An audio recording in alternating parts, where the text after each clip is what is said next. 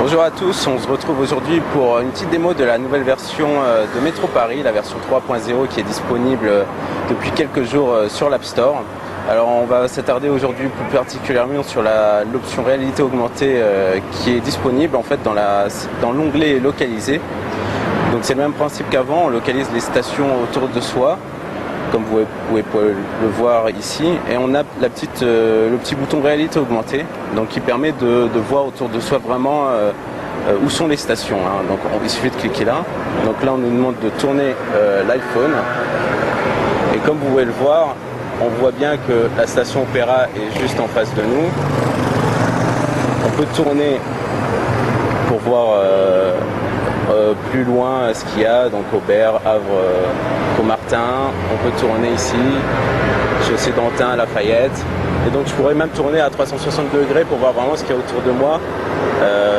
Toutes les stations localisées.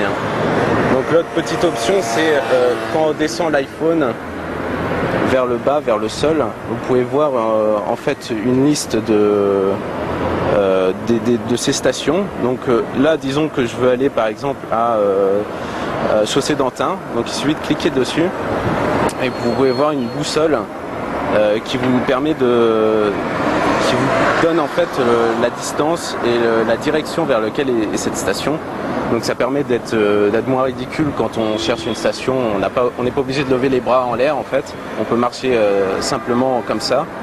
Et quand vous levez l'iPhone en l'air, vous verrez que la station Chaussée d'Antin est éclairée en rouge, ce qui vous permet de la retrouver rapidement. Voilà. Alors ici je vais vous présenter un animal en avant-première qui est un caracoureur. Il est présent sur cette petite plaquette qui est juste un logo que je peux passer devant la caméra. Et une fois que je le montre à la caméra, on peut voir que l'animal intervient sur ce support et donc suit les mouvements que je donne à ce support. Et Olivier, oui, j'ai quelque chose un peu intéressant, c'est qu'on peut le voir en énorme aussi si on veut. Donc le voilà qui est accroché à moi. Et du coup, on peut interagir avec... Il est où?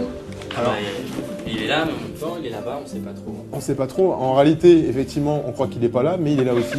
Et c'est ça le mix de virtuel et de réel.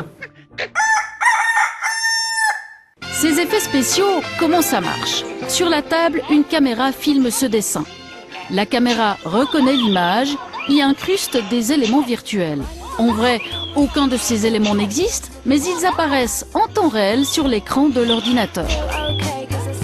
À partir de là, on peut tout imaginer, comme cette boîte de Lego. Le jouet semble sortir du carton, on peut le tourner dans tous les sens.